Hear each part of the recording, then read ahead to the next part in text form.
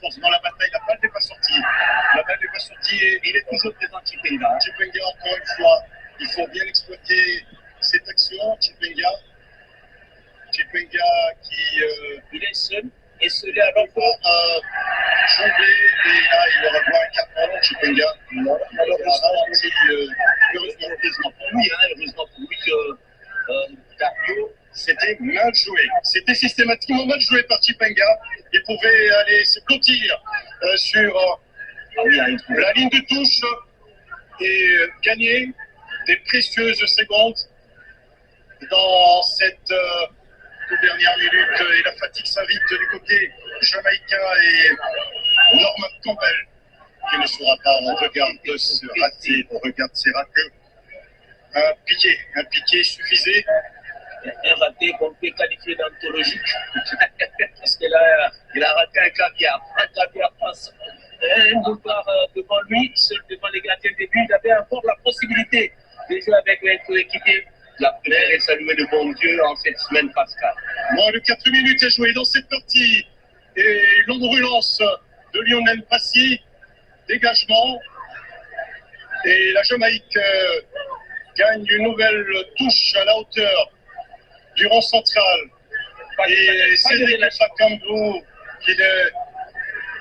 qui ne s'élasse pas à mettre la pression, ma foi souvent très isolé, alors que Chipenga doit mettre son corps en opposition. Attention à cette balle qui traîne dans la surface de réparation. C'était mal joué sur le coup.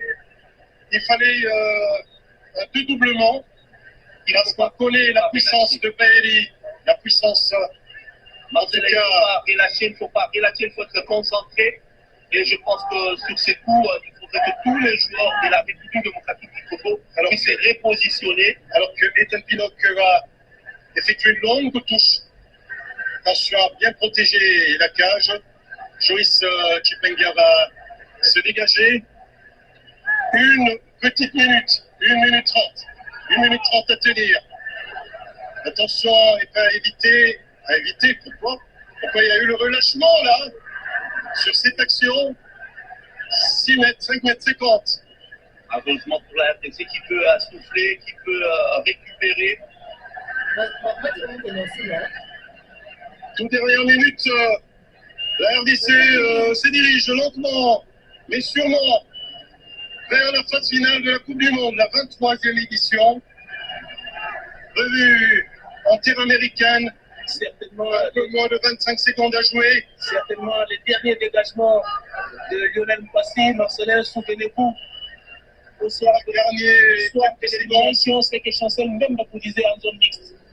On va se battre comme des hommes, on va se battre comme de vrais fauves. Attention, il faut rester concentré. Et oh là là, le chaos pour ce bijou.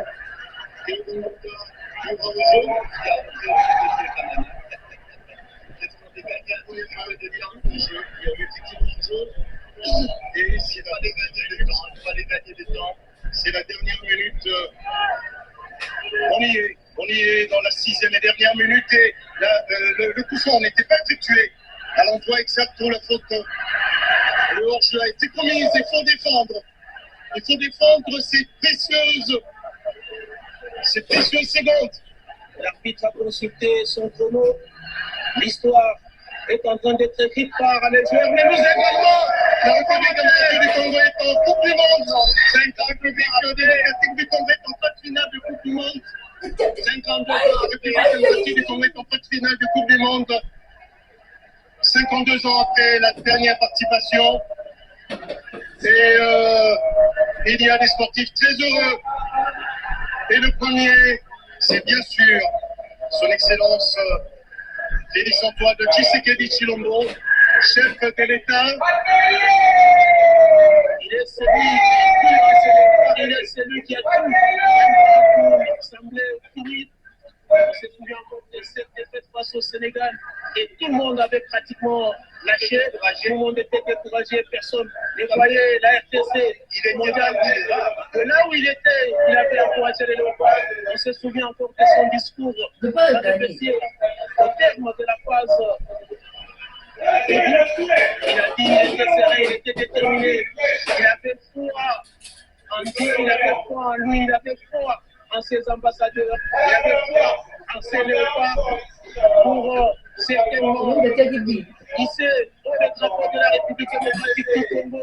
Et aujourd'hui, dans la nuit du mardi 31 mars, au matin du 1er avril 2026, l'histoire est écrite avec